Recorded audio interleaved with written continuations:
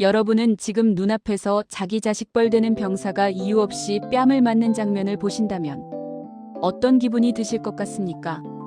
그것도 나라를 지키러 온 신성한 군대에서 말입니다. 오늘 이야기는 아나무인 대령 진급에 목을 매던 한중령과 입만 열면 부모님, 욕을 일삼던 어느 교관이 자신들의 인생을 스스로 구렁텅이에 처박아버린 실화 같은 이야기입니다. 보시기 전에 구독과 좋아요 한 번씩만 눌러주시면 이 사이다 같은 참교육 이야기가 더 널리 퍼질 수 있습니다. 충남의 한 신병 교육대. 그곳에는 독사라고 불리는 강 상사가 있었습니다. 그는 훈련병들 사이에서 공포의 대상이었지만 단순히 엄해서가 아니었습니다. 훈련이 조금이라도 뒤처지면 어김없이 부모님을 들먹이는 저급한 패드립 때문이었죠. 야, 128번 훈련병. 너희 부모가 집에서 그렇게 가르치더냐? 느릿느릿 굼뜬 걸 보니 내 애비도 밖에서 어떻게 살지 안 봐도 비디오네. 지우는 주먹을 꽉 쥐었습니다. 자신의 아버지가 누군지 알면 감히 저런 소리를 할 수 있을까 싶었지만 지우는 묵묵히 참았습니다. 군대라는 곳에서 아버지의 후광을 빌리고 싶지 않았기 때문입니다. 하지만 강 상사의 폭언은 날이 갈수록 심해졌고 지훈의 인내심은 바닥을 드러내고 있었습니다. 같은 시각 사단본부 식당에서도 믿기지 않는 일이 벌어지고 있었습니다. 점심 메뉴로 나온 제육볶음이 싱겁다는 이유 하나만으로 박중령은 식판을 집어던졌습니다. 빨간 양념이 조리병 민수의 옷에 튀었고 식당 안은 순식간에 정적이 흘렀습니다. 야, 이 새끼야. 너 이거 내 입으로 처먹어봐. 간도 못 맞추는 놈이 무슨 밥을 한다고 그래. 너희 집구석은 원래 이렇게 거지같이 먹고 사냐? 민수는 고개를 숙인 채 양념을 닦아냈습니다. 죄송하다는 말이 떨어지기도 전에 박중령의 두꺼운 손바닥이 민수의 왼쪽 뺨을 강하게 후려쳤습니다. 찰진 타격음이 식당 천장에 울려 퍼졌고 민수의 고개는 옆으로 힘없이 돌아갔습니다. 내일부터 내 밥상에 이런 쓰레기 올리면 그땐 내 군 생활뿐만 아니라 내 애비 인생까지 종치게 해줄 줄 알아. 알았어? 박중령은 비릿한 웃음을 지으며 식당을 빠져나갔습니다. 하지만 그는 알지 못했습니다. 방금 자신이 때린 그 조리병의 아버지가 다음 주 부대 감사를 내려올 육군 대장이라는 사실을 말입니다. 그리고 훈련소에서 지훈에게 패드립을 날리던 강 상사 역시 퇴소식 날 지훈을 데리러 올 사단장의 존재를 꿈에도 모르고 있었습니다. 권력의 맛에 취해 병사들을 소모품처럼 부리던 그들의 위세는 딱 여기까지였습니다. 이제 평범한 병사인 줄 알았던 이들의 처절하고도 확실한 반격이 시작됩니다. 세상에는 건드려도 될 사람이 있고 절대 건드려서는 안 될 사람이 있는 법입니다. 하지만 권력이라는 달콤한 독에 취하면 눈앞에 있는 사람이 누구인지 보이지 않게 되죠. 오늘 이 이야기가 바로 그렇습니다. 박중령과 강 상사, 이 두 사람이 걷잡을 수 없는 폭주의 길로 들어서며 자신들의 무덤을 파기 시작한 그날의 기록을 들려드리겠습니다. 사단본부 식당에서 조리병 민수의 뺨을 때린 박중령은 그날 이후 더욱 기고만장해졌습니다. 그는 자신이 대단한 훈육이라도 한 양 간부 식당에 모여 앉아 다른 장교들에게 그날의 일을 무용담처럼 늘어놓았습니다. 요즘 애들은 정신 상태가 썩어서 매가 약이라느니 군기가 빠져서 밥맛이 없다느니 하며 자신의 폭력을 정당화했죠. 박중령에게 병사들이란 그저 자신의 진급을 위해 존재하는 소모품이나 감정 쓰레기통에 불과했습니다. 한편 신병 교육대의 강 상사 역시 마찬가지였습니다. 지훈이 자신의 모욕적인 언사를 묵묵히 견뎌내자 강 상사는 그것이 지훈의 나약함이라 착각했습니다. 지훈이 사실은 사단장의 아들이라는 사실은 꿈에도 모른 채 그는 지훈을 볼 때마다 더 자극적이고 저질스러운 말들을 쏟아냈습니다. 야, 128번.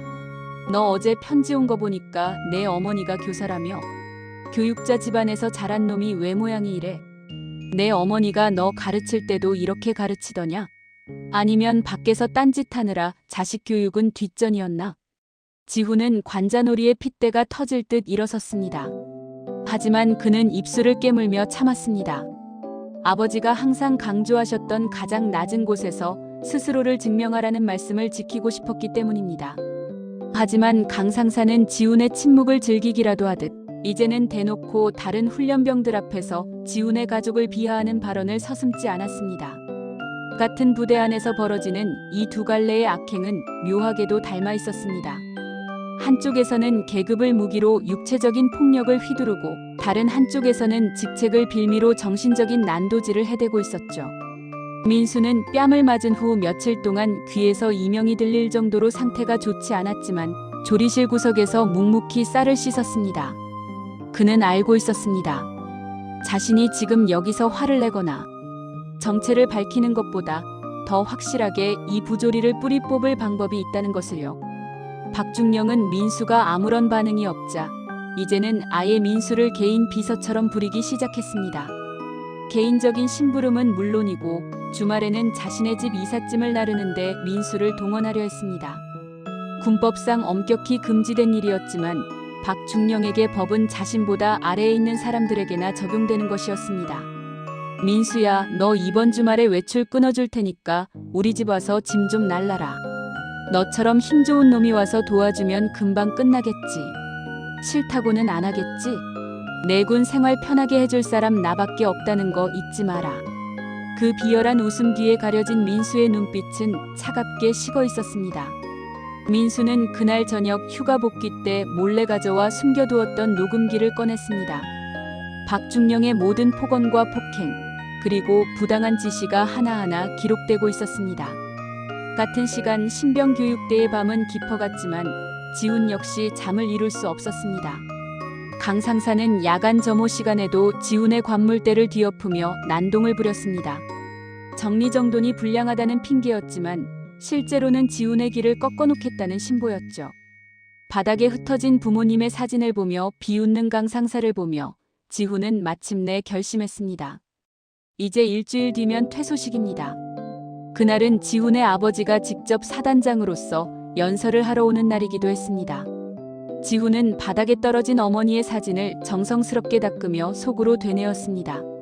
조금만 더 기다려라. 내가 무시했던 그 평범한 훈련병이 내 군복을 벗기게 될 그날을. 폭풍전야의 적막함이 부대를 감싸고 있었습니다. 박중령은 여전히 자신의 진급 축하 파티를 꿈꾸고 있었고 강 상사는 지훈을 어떻게 더 괴롭힐지 고민하며 담배를 피워댔습니다. 그들은 자신들의 목을 죄어오는 올가미가 이미 턱 밑까지 차올랐다는 사실을 깨닫지 못한 채 최후의 발악을 향해 달려가고 있었습니다. 권력을 가진 자가 그 권력을 올바르게 쓰지 않을 때 어떤 대가를 치르게 되는지 이제 곧 전 부대원들이 지켜보는 앞에서 증명될 것입니다. 뺨 한 대의 무게와 말 한마디의 책임이 얼마나 무거운지 그들은 곧 뼈저리게 느끼게 될 것입니다. 자신이 파놓은 함정에 스스로 빠지는 것만큼 비참한 일은 없을 겁니다. 박중령과 강 상사는 자신들이 휘두르는 채찍이 결국 부메랑이 되어 돌아올 줄은 꿈에도 몰랐을 것입니다. 그들은 병사들의 침묵을 복종이라 믿었고 그들의 인내를 무능이라 비웃었습니다. 하지만 그 고요한 침묵 속에서 거대한 폭풍이 몰아칠 준비가 끝나가고 있었습니다. 박중령의 갑질은 이제 도를 넘어서기 시작했습니다. 그는 급기야 조리병 민수에게 자신의 자녀 과외까지 시키려 들었습니다. 민수가 서울 유명대학교 휴학 중이라는 사실을 알게 되자 주말마다 외출을 시켜줄 테니 자기 아들놈 수학 좀 가르치라는 말도 안 되는 지시를 내린 것입니다. 야 민수야, 너 공부 좀 했다며? 내 아들이 이번에 성적이 개판인데 내가 가서 좀 잡아줘라. 이건 명령이 아니라 선배로서 부탁하는 거다. 아, 물론 거절하면 내군 생활이 좀 피곤해질 수도 있다는 건 알고 있지? 민수는 박중령의 비열한 웃음을 보며 속으로 비웃었습니다. 대한민국 육군대장의 아들에게 자신의 자녀 과외를 맡기려는 중령이라니. 이 사실이 알려지면 군 전체가 뒤집어질 일이었죠. 민수는 차분하게 대답했습니다. 예, 알겠습니다, 중령님. 대신 제가 밖으로 나갈 수 있게 공식적인 외출증은 끊어주셔야 합니다. 박중령은 민수가 순순히 따르자 기분이 좋아져서 흔쾌히 수락했습니다. 그것이 자신의 직권 남용을 증명하는 결정적인 증거가 될 줄은 모른 채 말입니다. 민수는 그날 이후 박중령이 자신에게 시킨 모든 부당한 지시와 폭언, 그리고 실제로 박중령의 집으로 가서 과외를 했던 기록들을 꼼꼼히 일지로 남겼습니다. 심지어 박중령의 아내에게서 받은 무리한 간식 심부름 목록까지 말이죠. 이 모든 자료는 민수의 개인 사물함 깊숙한 곳, 그 누구도 찾을 수 없는 곳에 차곡차곡 쌓여갔습니다. 한편 훈련소의 강 상사는 퇴소식을 단 3일 앞두고 마지막 발악을 하고 있었습니다. 훈련병들에게 공포심을 심어주는 것이 곧 리더십이라 믿는 그는 야간 행군을 마친 지훈에게 다가가 또다시 입을 열었습니다. 지훈의 발바닥에 물집이 잡혀 절뚝거리는 모습을 보자 신이 난 모양이었습니다. 128번, 너 걷는 꼴이 왜 그러냐? 꼭 다리 병신이라도 된 것 같네. 야, 너희 집안 내력이냐? 내 아버지도 밖에서 그렇게 빌빌거리며 사냐? 군대 와서 이 정도로 엄살 피우는 거 보니 내 부모 수준도 안 봐도 뻔하다. 주변에 있던 동료 훈련병들이 숨을 죽였습니다. 강 상사의 패드립은 이제 일상이 되었지만 그날은 유독 심했습니다. 지훈은 고개를 들고 강 상사의 눈을 똑바로 쳐다봤습니다. 그 눈빛에는 분노를 넘어선 무언가 차가운 것이 서려 있었습니다. 강 상사는 순간 흠칫했지만 곧바로 지훈의 가슴팍을 밀치며 소리쳤습니다. 어디서 눈을 그렇게 떠? 내가 사단장이라도 된 줄 알아? 내까짓게 눈을 부릅뜬다고 뭐가 달라질 것 같아? 넌 그냥 2년 동안 여기서 썩다 갈 소모품이야, 이 자식아. 지훈은 그 말을 듣고 조용히 미소 지었습니다. 예, 상사님. 제가 사단장은 아니지만 사단장님은 절 잘 아시죠? 지훈의 이 혼잣말을 강 상사는 헛소리로 치부하고 지나쳤습니다. 하지만 지훈은 이미 마음속으로 카운트다운을 시작하고 있었습니다. 지훈은 매일 밤 부모님께 쓰는 편지에 강 상사의 폭언 내용을 가감없이 적어보냈습니다. 지훈의 아버지는 사단장이기 전에 한 가정의 가장이었습니다. 자신의 아들이 군대에서 부모 수준 운운하는 소리를 들으며 모욕당하고 있다는 사실을 알게 되었을 때 그가 느낄 분노가 어느 정도일지 강 상사는 상상조차 할 수 없었을 것입니다. 이제 주사위는 던져졌습니다. 박중령은 조리병의 따귀를 때리고 과외를 시킨 대가를, 강 상사는 훈련병의 부모를 모욕한 대가를 치를 시간이 다가오고 있었습니다. 그들은 여전히 자신들이 부대의 왕인 줄 착각하며 잠자리에 들었겠지만 다음 날 아침 그들에게 들이닥칠 진실은 그들의 군복에 달린 계급장만큼이나 무겁고 차가울 것입니다.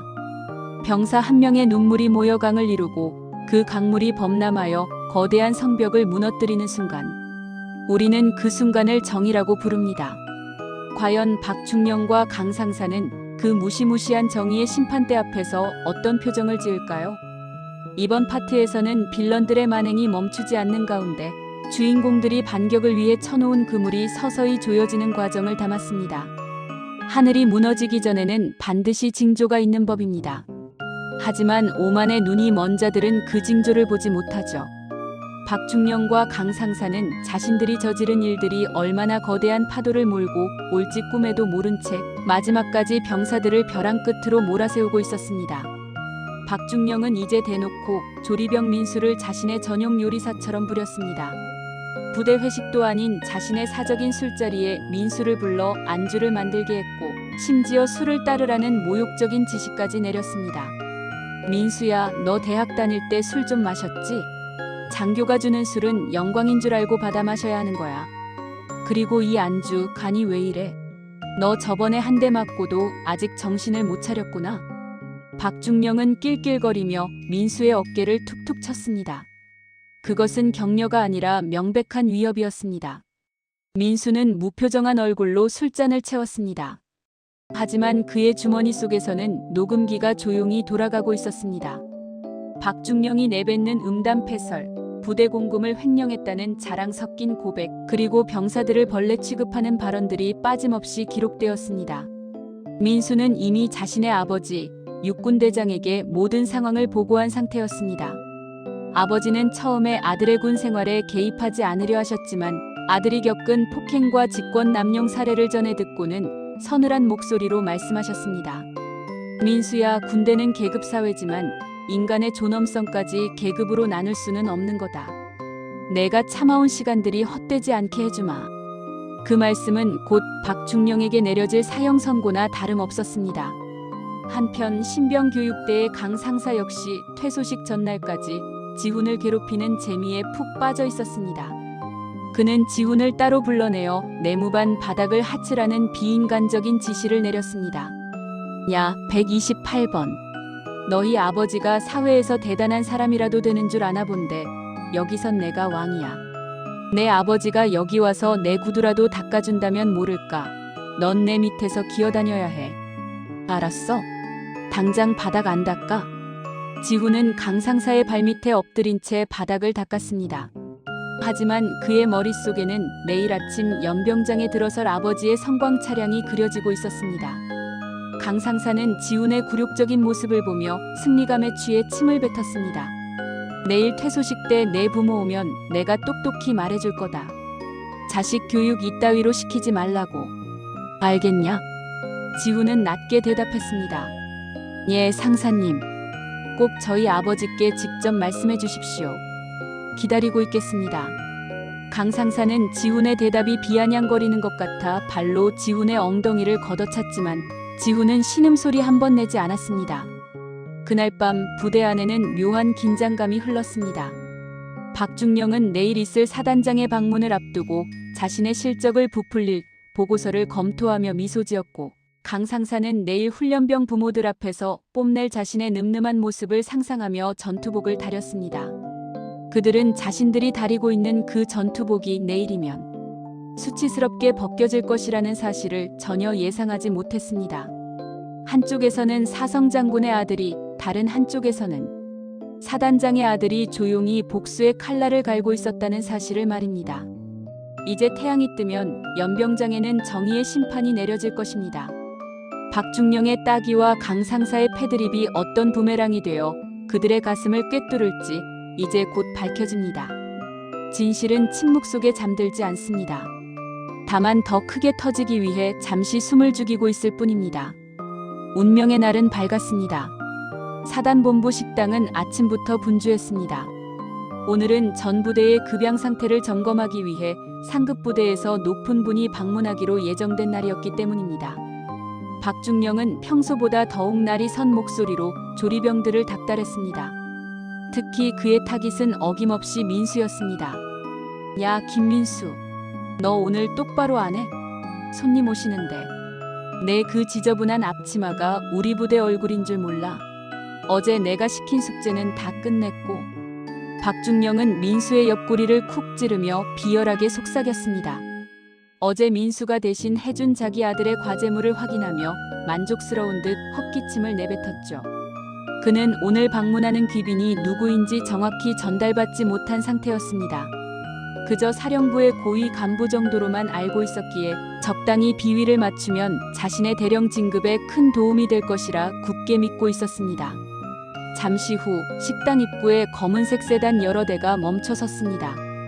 박중령은 구두 소리가 연병장에 울리도록 뛰어나가 거수 경례를 붙였습니다. 하지만 차문이 열리고 내린 인물을 본 순간 박중령의 팔은 공중에서 굳어버렸습니다. 차에서 내린 사람은 사단장도 군단장도 아니었습니다. 바로 육군대장, 즉 4개의 별이 선명한 성자를 단 육군 제2작전 사령관이었습니다. 박중령은 눈을 의심했습니다. 이런 일선 부대 식당에 육군대장이 직접 나타나는 일은 극히 드문 일이었으니까요. 그는 떨리는 목소리로 관등 성명을 댔습니다. 하지만 사령관은 박중령의 경례를 받는 둥 마는 둥 하며 곧장 조리실 안으로 걸어 들어갔습니다. 사령관님, 조리실 안은 위험하고 지저분합니다. 이쪽 귀빈실로 모시겠습니다. 박중령이 허둥지둥 막아섰지만 사령관의 보좌관들이 차갑게 그를 밀쳐냈습니다. 사령관은 수많은 간부와 병사들이 지켜보는 가운데 묵묵히 쌀을 씻고 있던 민수의 앞으로 걸어갔습니다. 그리고는 모두가 경악할 만한 행동을 했습니다. 대한민국 육군대장이 일개 조리병의 어깨를 꽉 쥐며 나직하게 물은 것입니다. 민수야, 뺨은 좀 괜찮으냐? 식당 안은 찬물을 끼얹은 듯 정적이 흘렀습니다. 박중령의 얼굴은 순식간에 흑빛으로 변했습니다. 방금 자신이 들은 말이 환각이기를 바랐을 겁니다. 하지만 사령관의 눈은 분노로 이글거리고 있었습니다. 민수는 천천히 고개를 들어 아버지를 바라봤습니다. 그리고는 담담하게 대답했습니다. 예, 사령관님. 덕분에 군인으로서 인내하는 법을 충분히 배웠습니다. 사령관은 민수의 부어오른 뺨 자국을 손가락으로 가만히 쓸어내렸습니다. 그리고는 천천히 뒤를 돌아 박중령을 바라봤습니다. 그 눈빛은 총구보다 더 매서웠습니다. 박중령은 다리가 풀려 바닥에 주저앉을 뻔했습니다. 박중령, 자네가 내 아들에게 수학 과외를 시키고 안주가 맛없다고 따귀를 때린 그 용맹한 장교인가? 박중령의 입술이 파르르 떨렸습니다. 아니라고 부정하고 싶었지만 이미 민수의 주머니에서는 어젯밤 박중령이 내뱉었던 폭언과 폭행의 증거가 담긴 녹음기가 사령관의 보좌관에게 건네지고 있었습니다. 사령관님, 그게 아니라 저는 단지 교육 차원에서 교육? 자네 집 자식 과외시키는 게 군사교육인가? 병사의 부모를 모욕하고 손찌검하는 게 자네가 배운 지휘관의 도리인가? 사령관의 호령이 식당 천장을 뚫을 듯 울려 퍼졌습니다. 박중령은 그대로 바닥에 엎드려 살려달라고 빌기 시작했습니다. 하지만 때는 이미 늦었습니다. 민수가 묵묵히 참아온 시간은 복수가 아닌 정의의 기록이 되어 박중령의 목을 죄어오고 있었습니다. 식당에 모인 모든 병사가 이 광경을 지켜보며 속으로 환호성을 질렀습니다. 늘 자신들을 벌레처럼 취급하던 박중령이 자신이 그토록 숭배하던 계급 앞에 무너지는 모습은 그 어떤 드라마보다 통쾌했습니다. 하지만 이것은 시작에 불과했습니다. 아직 신병교육대에서 지훈의 부모님을 모욕하고 있는 강 상사의 심판이 남아있었기 때문입니다. 조리실에서 박중령의 운명이 결정되던 그 시각, 신병교육대 연병장에는 긴장감 섞인 설렘이 가득했습니다. 수백 명의 훈련병이 5주간의 고된 훈련을 마치고 가족들과 재회하는 퇴소식 날이었기 때문입니다. 강 상사는 오늘따라 유독 기분이 좋았습니다. 자신의 구두는 거울처럼 반짝였고 전투복의 칼주름은 베일 듯 날카로웠습니다. 그는 훈련병들 사이를 유령처럼 배회하며 마지막까지 독서를 내뱉는 것을 잊지 않았습니다. 야, 128번 지훈아. 오늘 내 부모님 오신다지. 내가 아까 말했지?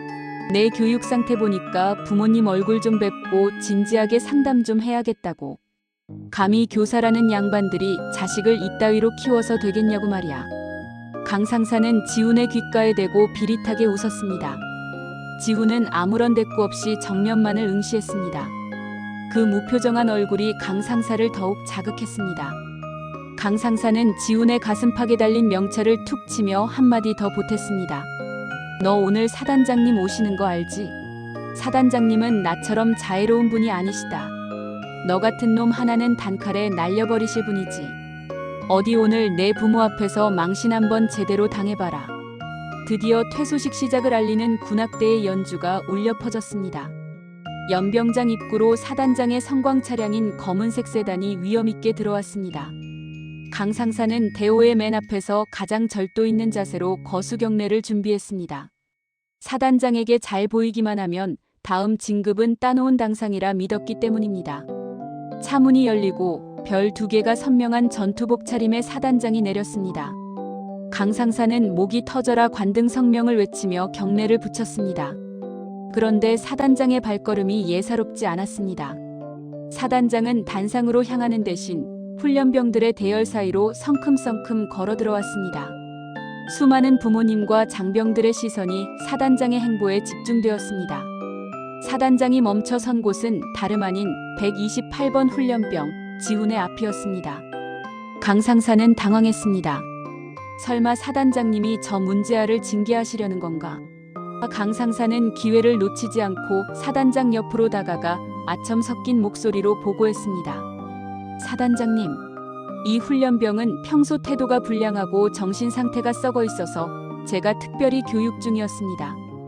오늘 퇴소식 끝나고 따로 부모를 불러 훈계할 예정입니다.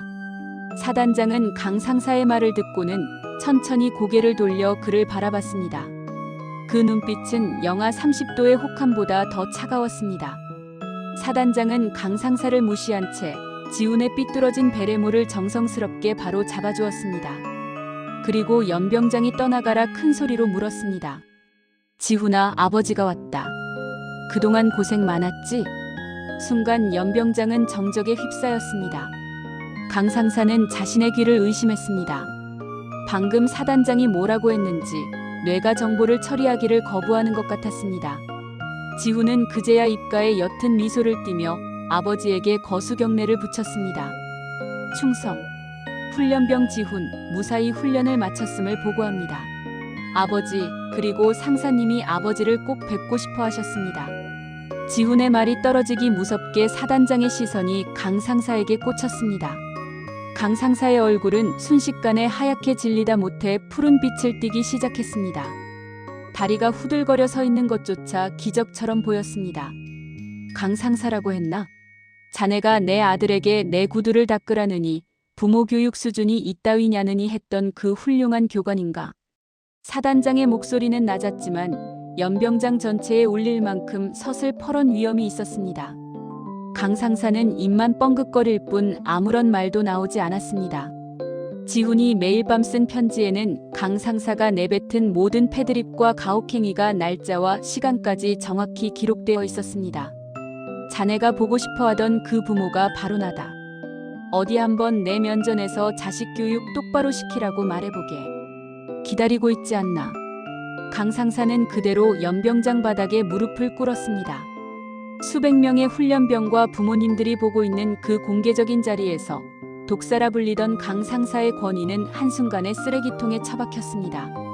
권력을 빌려 타인의 부모를 모욕했던 대가는 자신의 부모 얼굴도 들지 못할 만큼 처참한 수치심으로 돌아왔습니다.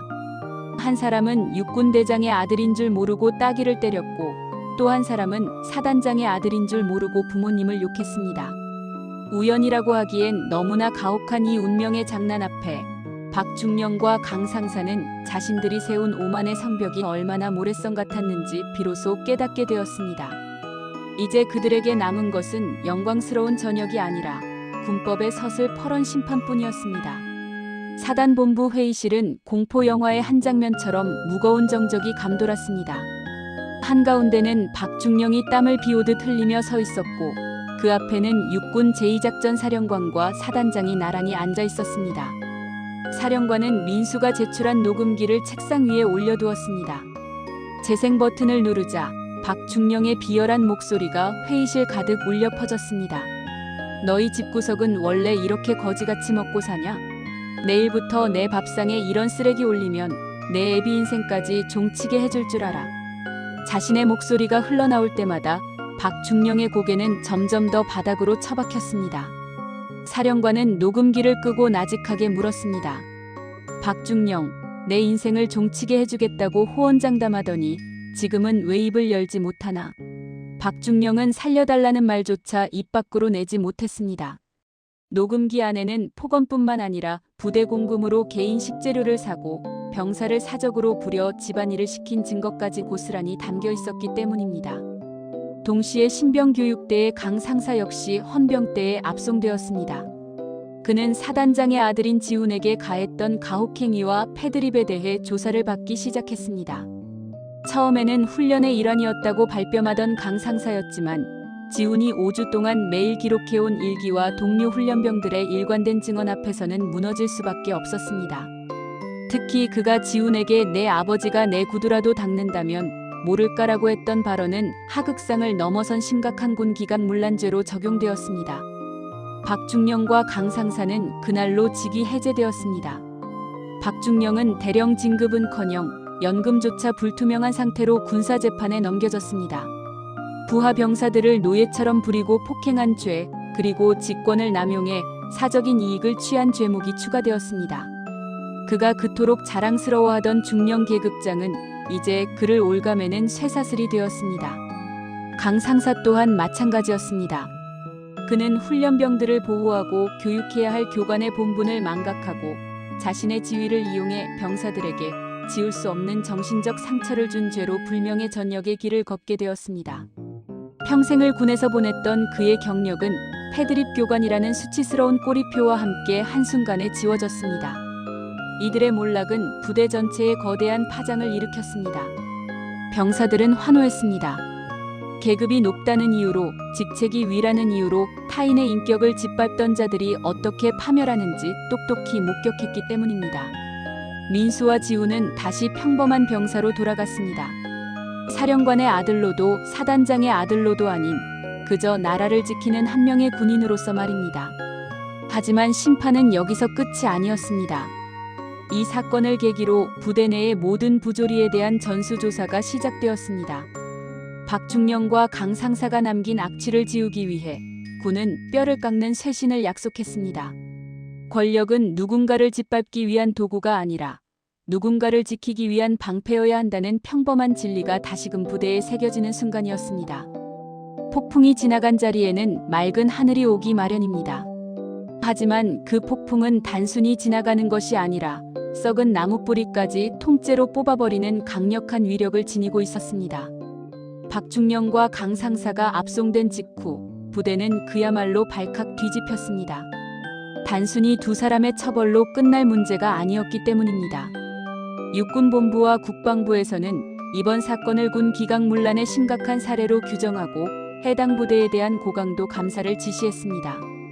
평소 박중령의 갑질에 동조하거나 방관했던 주변 장교들 역시 수사 대상에 올랐습니다. 몰랐습니다라는 변명은 통하지 않았습니다. 기록된 증거들이 너무나도 명백했으니까요. 감사관들이 부대를 들이닥친 날, 병사들은 그동안 가슴속에 묻어두었던 이야기들을 쏟아내기 시작했습니다. 박중령이 조리병들에게 시켰던 온갖 사적인 심부름, 강 상사가 훈련병들에게 일삼았던 비인간적인 가혹행위들, 민수와 지훈이 뚫어놓은 물꼬를 따라 수천 가지의 부조리 사례들이 폭포수처럼 터져나왔습니다. 박중령은 군사재판 과정에서 눈물을 흘리며 선처를 호소했습니다. 자신의 자식들이 상처받을까봐 두렵다는 핑계를 댔죠. 하지만 재판관의 대답은 차가웠습니다. 자네 자식이 귀하면 남의 자식은 왜 귀한 줄 몰랐나? 자네가 뺨을 때린 그 병사도 자네가 모욕한 그 훈련병도 누군가에겐 목숨보다 소중한 자식이라는 걸 왜 이제야 깨닫는단 말인가? 결국 박중령은 징역형과 함께 불명예 전역 처분을 받았습니다. 군인으로서의 명예는 물론이고 그가 그토록 아꼈던 연금과 퇴직금마저 몰수되었습니다. 평생을 군대라는 조직 안에서 권력자로 군림해왔던 그는 이제 사회로 나가 폭력 전과자라는 낙인을 찍힌 채 살아가야 하는 비참한 처지가 되었습니다. 강 상사 또한 마찬가지였습니다. 그는 자신의 잘못을 인정하기는커녕 끝까지 군대가 원래 그런 곳 아니냐며 항변했습니다. 하지만 그가 지훈에게 뱉었던 내 아버지가 내 구두를 닦는다면이라는 발언은 사단장 개인에 대한 모욕을 넘어 지휘체계 전체에 대한 도전으로 간주되었습니다.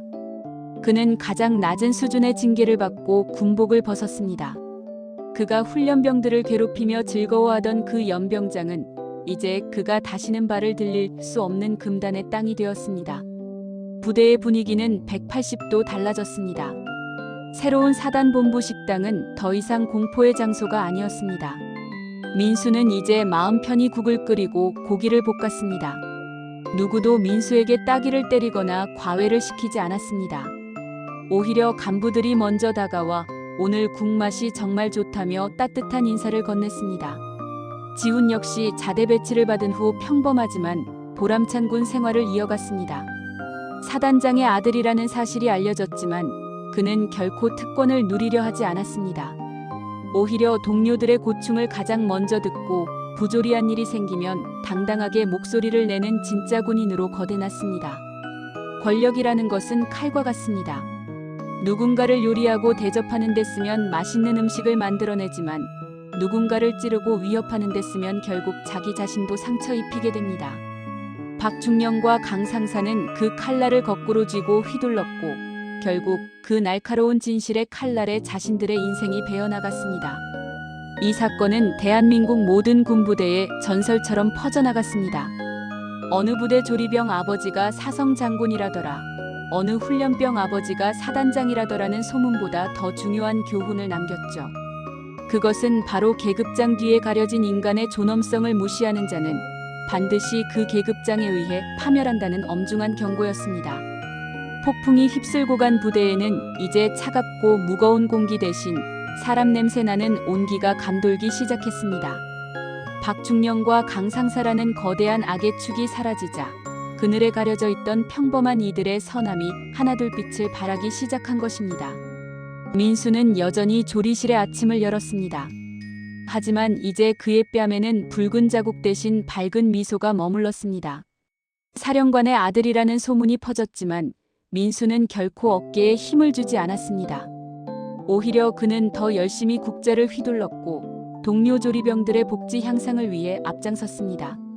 민수의 건의로 식당에는 병사들을 위한 작은 음악 스피커가 설치되었고 매 끼니마다 맛있는 냄새와 함께 경쾌한 음악이 흘러나왔습니다. 야, 김민수. 너 진짜 대단하다. 어떻게 그걸 다 참고 있었냐? 동료들의 물음에 민수는 그저 묵묵히 웃으며 대답했습니다. 내 아버지가 누구인지가 중요한 게 아니라 내가 내 일을 얼마나 잘해내느냐가 중요하니까. 아버지가 가르쳐주신 군인의 명예는 참교육이 아니라 인내에서 나온다고 믿었거든. 민수의 아버지는 그 후 사적인 방문 대신 공식적인 격려차 부대를 다시 찾았습니다. 그는 아들을 따로 부르지 않았습니다. 그저 식당 한쪽에서 병사들과 똑같이 배식을 받아 식사를 마친 뒤 조리실 입구에 서 있는 민수를 향해 멀리서 가볍게 고개를 끄덕여 주었을 뿐입니다. 그 짧은 눈맞춤 속에 담긴 아버지의 자랑스러움은 민수에게 그 어떤 훈장보다 값진 보상이었습니다. 한편 훈련소를 떠나 자대로 배치된 지훈 역시 부대의 활력소가 되었습니다. 그는 사단장의 아들이라는 신분을 이용해 편안한 보직을 맡을 수도 있었지만 가장 힘들기로 유명한 수색대를 자원했습니다. 강 상사가 그토록 비하했던 부모님의 교육이 틀리지 않았음을 그는 몸소 실천하는 고된 훈련으로 증명해 보였습니다. 지훈의 아버지는 사단장실에 강 상사의 부모님 욕설이 담긴 지훈의 일기를 보관해 두었습니다. 초임 간부들이 인관하여 신고하러 올 때마다 그는 그 일기를 보여주며 이렇게 말했습니다. 자네들이 지휘할 병사들은 누군가의 목숨보다 소중한 자식이다. 병사의 인격을 짓밟는 장교는 주적보다 무서운 군의 적임을 명심하게. 이 사건 이후 해당 사단은 전군에서 가장 인권이 존중되는 부대로 선정되었습니다. 병사들은 더 이상 간부의 눈치를 보며 위축되지 않았고 간부들은 계급이라는 권위를 책임감이라는 무게로 받아들이기 시작했습니다. 박중령과 강 상사가 사라진 자리에는 새로운 풀꽃들이 피어났습니다. 뺨을 맞았던 조리병은 맛있는 밥으로 동료들을 위로했고 패드립을 견뎌냈던 훈련병은 전우를 지키는 든든한 방패가 되었습니다. 그들은 권력으로 남을 누르는 법이 아니라 진심으로 남을 얻는 법을 군대라는 작은 사회에서 배워나갔습니다. 사건은 시간이 지나며 조금씩 잊히겠지만 그들이 남긴 교훈은 부대 게시판의 낡은 공고문보다 더 깊게 병사들의 가슴속에 남았습니다. 진짜 강한 사람은 주먹을 휘두르는 사람이 아니라 그 주먹을 견뎌내고 정의를 바로 세우는 사람이라는 사실을 말입니다. 어제까지 사회에서 형, 동생하던 사이가 어깨에 붙은 작은 천조각 하나로 하늘과 땅 사이의 위계가 생기기도 하고 평소에는 보이지 않던 인간의 가장 밑바닥 본성이 계급이라는 이름 뒤에서 적나라하게 드러나기도 합니다. 오늘 우리가 만난 박중령과 강 상사는 그 계급이라는 도취적인 권력에 취해 자신들이 지켜야 할 장병들을 사냥감처럼 대했습니다. 그들은 뺨 한 대를 때릴 때 병사의 가슴에 남을 멍자국을 보지 못했고 부모님을 욕할 때 그 병사가 느낄 무너지는 하늘을 알지 못했습니다. 하지만 세상의 이치는 무서울 정도로 정확했습니다. 남의 귀한 자식 눈에 눈물 흘리게 한 자는 결국 자신의 눈에서 피눈물을 쏟게 된다는 사실을 말입니다. 민수와 지훈, 두 청년이 그 지옥 같은 시간을 견뎌낸 것은 단순히 힘이 없어서가 아니었습니다. 그들에게는 진정한 강함이 무엇인지 가르쳐준 아버지가 있었고 그 가르침을 실천할 줄 아는 인내심이 있었습니다. 만약 그들이 똑같이 주먹을 휘두르거나 욕설로 맞섰다면 오늘 같은 정의로운 심판은 불가능했을지도 모릅니다. 침묵은 무능이 아니라 준비였습니다. 그들이 묵묵히 기록하고 수집한 증거들은 오만한 권력자들이 스스로 쌓아 올린 바벨탑을 무너뜨리는 가장 날카로운 창이 되었습니다. 여러분, 우리 사회도 군대와 크게 다르지 않을 것입니다. 직장에서 혹은 사회의 어느 곳에서 계급과 직위를 무기로 여러분의 인격을 짓밟는 자들이 있을 수 있습니다. 하지만 기억하십시오. 그들의 오만함이 하늘을 찌를 때가 바로 그들의 몰락이 시작되는 순간입니다. 정의는 때때로 느리게 오는 것처럼 보이지만 결코 길을 잃지는 않습니다. 박중령과 강 상사의 추락이 우리에게 주는 교훈은 명확합니다. 사람 위에 사람 없고 사람 밑에 사람 없다는 것. 그리고 진정한 명예는 어깨에 달린 계급장에서 나오는 것이 아니라 그 계급장을 달고 있는 사람의 품격에서 나온다는 사실입니다. 군대에서 조리병으로 수색대원으로 성실히 복무를 마친 민수와 지우는 이제 사회라는 더 넓은 연병장으로 나갔습니다. 그들은 이제 사단장의 아들, 사령관의 아들이 아닌 정의를 지켜낸 청년이라는 이름으로 불립니다. 그들이 군 생활 동안 겪었던 그 아픈 기억들은 아마도 앞으로 그들이 살아갈 날들의 가장 단단한 자양분이 되어줄 것입니다. 오늘 이야기는 여기까지입니다.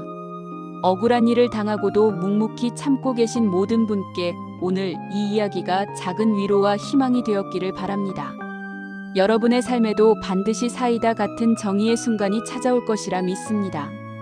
이 이야기가 가슴에 와닿으셨다면 아직 누르지 않으신 구독과 좋아요 부탁드립니다. 여러분의 클릭 한 번이 우리 사회의 부조리를 알리고 정의를 세우는 큰 힘이 됩니다. 끝까지 들어주셔서 감사합니다. 오늘도 명예롭고 행복한 하루 보내시길 바랍니다.